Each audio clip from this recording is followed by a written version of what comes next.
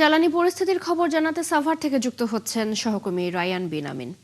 Ryan, আজ সেখানকার feeling স্টেশনগুলোর পরিস্থিতি কেমন দেখছেন? সংকট কাটাতে কি ধরনের পদক্ষেপ নেওয়া হয়েছে? চৈতি, আমি এখন আছি সাভারের থানা স্ট্যান্ডের চৌধুরী ফিলিং স্টেশনে।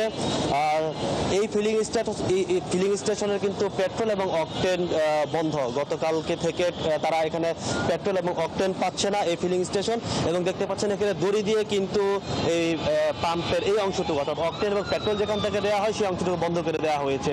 এখান থেকে শুধুমাত্র ডিজেল দেওয়া হচ্ছে, এবং ডিজেলের যে গাড়িগুলো আছে তারা শুধুমাত্র এখান থেকে পাচ্ছে। পাম্প কর্তৃপক্ষ বলছে যে তারা চাহিদা দিলেও পাচ্ছে না। এটি হচ্ছে মেঘনা পেট্রোলিয়াম, অর্থাৎ মেঘনা থেকে তারা তেল নাই।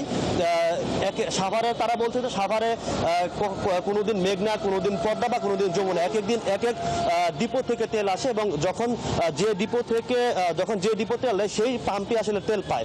সচরাচর সাভারের আমিনবাজারের অংশ বা সাভারের অংশ বা নবীনগর পল্লী বিদ্যুতের যে অংশগুলো আছে, আমরাও দেখতে পাচ্ছি যে এক এক দিন এক এক অংশ থেকে তেল পাওয়া যাচ্ছে। কিন্তু গতকাল বা তার আগের দিন থেকে, অর্থাৎ গত 2 দিন ধরে কিন্তু সংকটটা বেড়েছে। এর আগে যেটা ছিল যে কোনো না কোনো পাম্পে আসলে তেল পাওয়া গেছে, আশপাশে এই পাম্পে না গেলে আরেকটা পাম্পে বা তার পরের পাম্পে পাওয়া গেছে। কিন্তু গত 2 দিন ধরে আসলে অকটেন এবং পেট্রোলের সংকট বাড়ছে, এবং পাম্প কর্তৃপক্ষ বলছে যে যদি এরকম চলতে থাকে তাহলে হয়তো আগামী 2-1 দিনের পর থেকে তারা আসলে কোনো তেলই আসলে পাবে না, এবং তারা চাহিদা যে দিচ্ছে সেই চাহিদাগুলোর অনুযায়ী কিন্তু কোনো তেল তারা এখান থেকে ডিপো থেকে পাচ্ছে না।